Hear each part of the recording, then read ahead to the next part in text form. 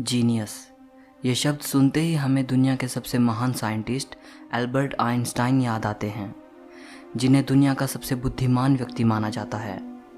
यहाँ तक कि 14 मार्च को इनका बर्थडे जीनियस डे के रूप में मनाया जाता है।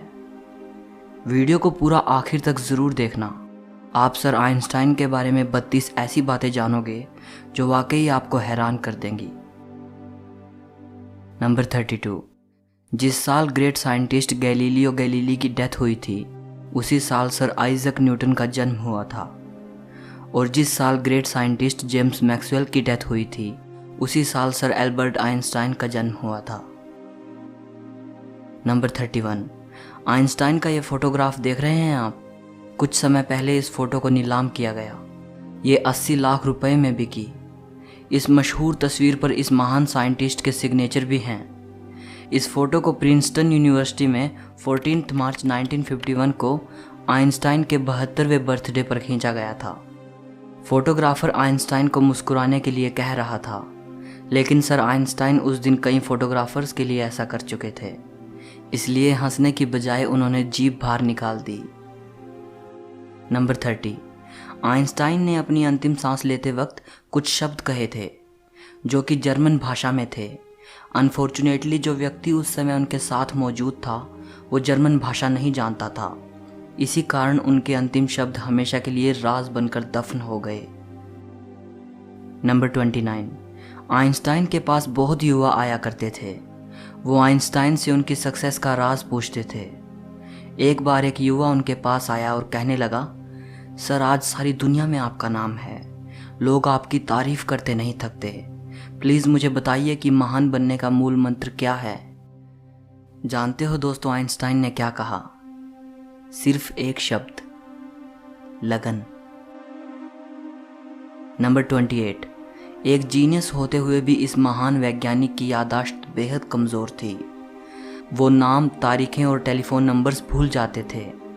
यहाँ तक कि उन्हें खुद का नंबर भी याद नहीं रहता था। एक बार उनके सहकर्मी ने उनसे उनका टेलीफोन नंबर मांगा। आइंस्टाइन पास रखी डायरेक्टरी में अपना नंबर ढूंढने लगे। सहकर्मी हैरान होकर बोला, आपको खुद का टेलीफोन नंबर भी याद नहीं है? आइंस्टाइन ने कहा, नहीं, किसी ऐसी चीज़ को भला क्यों याद रखूं जो मुझे किताब में ढूंढने से मिल जाती है। नंबर 27।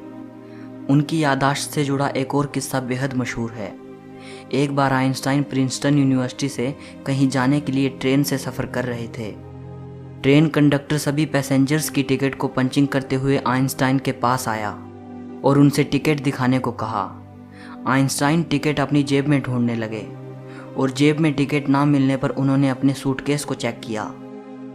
जब सूटकेस में भी टिकट नहीं मिला तो वो अपनी सीट के आसपास खोजने लगे। कंडक्टर आइंस्टाइन को अच्छी तरह जानता था। उसने कहा कि यदि आपकी टिकट गुम हो गई है तो कोई बात नहीं, मुझे विश्वास है कि आपने टिकट ज़रूर खरीदी होगी। और ये कहकर वो दूसरे पैसेंजर्स की टिकट चेक करने लगा। लेकिन जब उसने देखा कि अभी भी आइंस्टाइन अपनी सीट के नीचे टिकट ढूंढ रहे हैं, तब वो फिर से आइंस्टाइन के पास आया। फिर उनसे कहा कि वो टिकट के लिए परेशान ना हों, उनसे टिकट नहीं मांगा जाएगा। कंडक्टर की यह बात सुनकर आइंस्टाइन ने कहा, वो सब तो ठीक है, लेकिन बिना टिकट के मुझे पता कैसे चलेगा कि मैं जा कहाँ रहा हूँ। नंबर 26।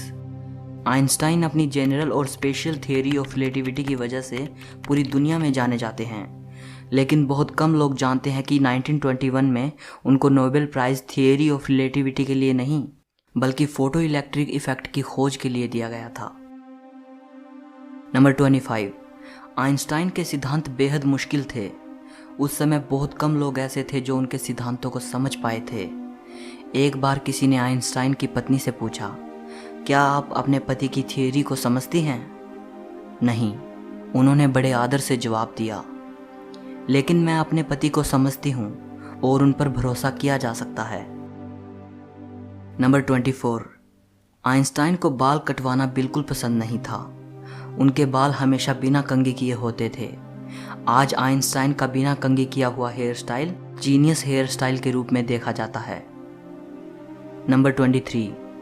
इतने बड़े साइंटिस्ट होने के बावजूद भी वे कार चलाना नहीं जानते थे और समुद्री यात्रा उन्हें बहुत पसंद थी, पर तैरना नहीं आता था। नंबर 22, सर आइंस्टाइन को जुराबें पहनना बिल्कुल पसंद नहीं था। एक बार अपने बचपन के बारे में बताते हुए वो बोले, मेरे पैर की उंगलियां इतनी बड़ी थी कि बचपन में हमेशा मेरी जुराबें फट जाया करती थी। मैं इस बात से इतना परेशान रहता था कि मैंने जुराबें पहनना ही छोड़ दी।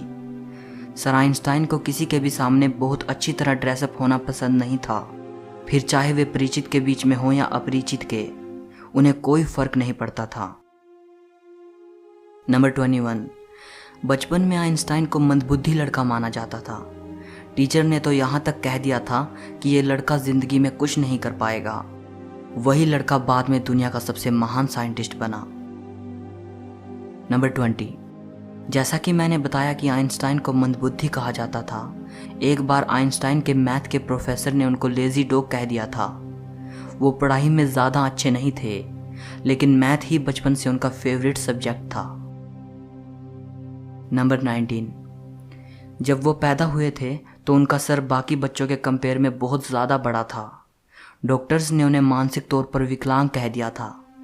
7 साल का होने से पहले पढ़ना शुरू नहीं किया था। वे हमेशा लड़ते हुए स्कूल जाते थे। नंबर 18, 4 साल की उम्र तक वे कुछ बोल भी नहीं पाते थे। एक बार अपने पेरेंट्स के साथ खाना खाते हुए अचानक वे पहली बार बोले, सूप कितना गर्म है। ये सुनने के बाद उनके पेरेंट्स की हैरानी का ठिकाना ना रहा। नंबर 17, आइंस्टाइन को साइंस में इंटरेस्ट तब हुआ जब वो 5 साल के थे और उनके पिता ने उन्हें एक कंपास ला कर दिया। वे इस बात से हैरान थे कि कौन सी शक्ति नीडल पॉइंट को एक डायरेक्शन में रखती है। बस यहीं से उनके अंदर साइंस को लेकर इंटरेस्ट पैदा हो गया। नंबर 16, अमेरिका की विश्व विख्यात टाइम्स मैगजीन ने 1999 में एल्बर्ट आइंस्टाइन को पर्सन ऑफ द सेंचुरी, 20वीं सदी का सबसे महान व्यक्ति करार दिया था। नंबर 15, साल 1952 में आइंस्टाइन को इजराइल का राष्ट्रपति बनने का ऑफर आया, लेकिन उन्होंने ये कहकर ऑफर के लिए मना कर दिया कि वे पॉलिटिक्स के लिए नहीं बने बल्कि साइंस के लिए बने हैं। नंबर 14, आपका फेवरेट साइंटिस्ट कौन है? शायद आप में से बहुत लोगों के फेवरेट आइंस्टाइन ही हों, बट क्या आप जानते हैं कि आइंस्टाइन के फेवरेट साइंटिस्ट कौन थे? Galileo Galilei. नंबर 13, पशु पक्षियों से उन्हें बेहद लगाव था। घर में उन्होंने एक बिल्ली पाली थी जो बारिश के मौसम में हमेशा उदास रहा करती थी। वे बिल्ली से कहते थे, मैं जानता हूँ कि तुम्हारे साथ गलत हो रहा है, लेकिन मैं ये नहीं जानता कि इस बारिश को कैसे ख़त्म करूँ। नंबर 12, आइंस्टाइन को सिगार पीना बहुत पसंद था। आप उनके कई फोटोग्राफ्स में उन्हें सिगार पीते देख सकते हो। एक बार वे जल यात्रा के दौरान नदी में गिर गए और बाहर निकले तो पूरी तरह भीग चुके थे, लेकिन इस दौरान भी उन्होंने बड़ी हिफाजत से अपनी पाइप को बचाए रखा।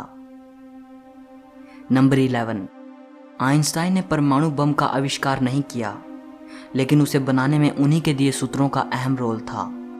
बाद में उन्हें इस बात का बहुत अफसोस हुआ कि उनके दिए सूत्र पूरी मानवता को खत्म कर सकते हैं। नंबर 10, आइंस्टाइन युद्ध को बेहद खतरनाक मानते थे। एक बार उनसे प्रश्न किया गया कि तीसरा विश्व युद्ध किस तरह के हथियारों से लड़ा जाएगा। इस बारे में उनका जवाब था, यह तो नहीं कहा जा सकता, मगर इतना ज़रूर कह सकता हूँ कि चौथा विश्व युद्ध पत्थरों से लड़ा जाएगा, क्योंकि तीसरे विश्व युद्ध से ये उन्नत सभ्यता नष्ट हो जाएगी और मानव फिर से स्टोन एज में चला जाएगा। नंबर 9, जब लोग आइंस्टाइन से उनकी प्रयोगशाला के बारे में पूछते थे तो वे अपने सर की ओर इशारा करके मुस्कुरा देते थे। एक साइंटिस्ट ने उनसे उनके सबसे ज़रूरी उपकरण के बारे में पूछा तो उन्होंने अपना फाउंटेन पेन दिखाया। उनका दिमाग उनकी प्रयोगशाला थी, उनका फाउंटेन पेन उनका उपकरण था। नंबर 8, पूरे फोकस के साथ काम करने के लिए वो अपने आराम में कोई कसर नहीं छोड़ते थे, इसलिए पूरे 10 घंटे की नींद लिया करते थे ताकि अच्छे से अपना काम कर पाएं। नंबर 7, एल्बर्ट आइंस्टाइन अपने ऑटोग्राफ के लिए $5 लेते थे और स्पीच के लिए $1000 लेते थे और बाद में ये सब चैरिटी में दे देते थे। Number 6, California institute of technology ने एल्बर्ट आइंस्टाइन को एक सेरेमनी में इनवाइट किया था। आइंस्टाइन अपनी वाइफ के साथ वहां गए। उन्होंने वहां माउंट विल्सन पर मौजूद अंतरिक्ष वेधशाला भी देखी।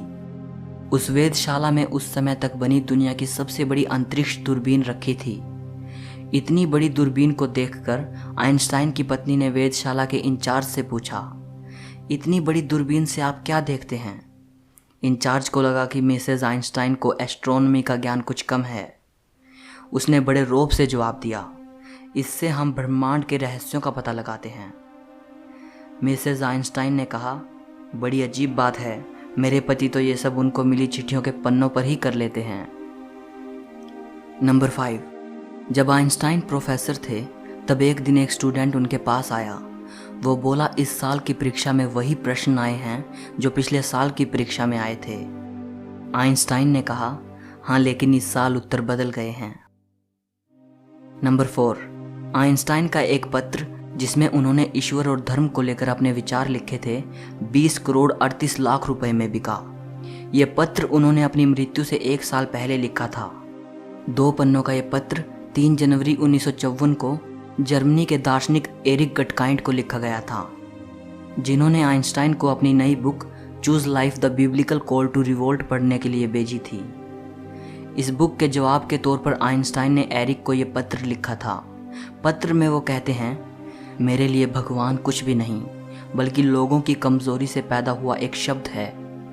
बाइबल आदरणीय तो है लेकिन प्राचीन कहानियों का संग्रह मात्र है। वे आगे लिखते हैं, किसी तरह की व्याख्या, चाहे वो कितनी ही रहस्यमयी क्यों ना हो, इस बारे में उनके विचारों को नहीं बदल सकती। नंबर 3, आइंस्टाइन की मृत्यु के बाद डॉक्टर थॉमस हार्वे ने आइंस्टाइन की फैमिली की इजाज़त लिए बगैर ही उनके दिमाग को रिसर्च के लिए निकाल लिया था। इस हरकत के लिए डॉक्टर हार्वे को नौकरी से निकाल दिया गया, लेकिन उन्होंने कहा कि ऐसा उन्होंने सिर्फ रिसर्च के लिए किया है और वो वादा करते हैं कि आइंस्टाइन के दिमाग पर रिसर्च करेंगे। उनके दिमाग को 20 सालों तक एक जार में रखा गया और उस पर रिसर्च की गई। रिसर्च में पाया गया कि उनके दिमाग में आम इंसान से ज़्यादा सेल्स थे। यही वजह थी कि उनका दिमाग बहुत असाधारण सोचता था। नंबर 2, आइंस्टाइन अगर चाहते तो और भी जी सकते थे। अपने आखिरी समय में जब वो बीमार हुए तो डॉक्टर्स ने उनका ऑपरेशन करना चाहा, तो आइंस्टाइन ने इसके लिए मना कर दिया। उन्होंने कहा, अब ज़िंदगी को मशीनों के सहारे चलाना बेकार है। मैं अपनी ज़िंदगी जी चुका हूँ, आर्टिफिशियल तरीके से जीने में कोई मज़ा नहीं। नंबर 1, सोरबोन यूनिवर्सिटी में 1930 में आइंस्टाइन ने कहा था, अगर मेरी थियोरी सही साबित हो जाती है तो जर्मन मुझे आदर्श जर्मन नागरिक कहेगा और फ्रांस मुझे विश्व नागरिक का सम्मान देगा। लेकिन अगर गलत साबित होती है तो फ्रांस मुझे जर्मन कहेगा और जर्मन मुझे यहूदी कहेगा। सो इस वीडियो के लिए इतना ही। इस महान वैज्ञानिक की ये बातें अगर आपको पसंद आई हों तो लाइक ज़रूर करना। कमेंट करके मुझे बताइएगा कि आपकी सर एल्बर्ट आइंस्टाइन के बारे में क्या राय है। हिस्ट्री और फिलॉसफी से जुड़ी ऐसी ही अमेजिंग वीडियोज़ को देखने के लिए चैनल को सब्सक्राइब करके घंटी को दबा देना। सो मिलते हैं अगली वीडियो में।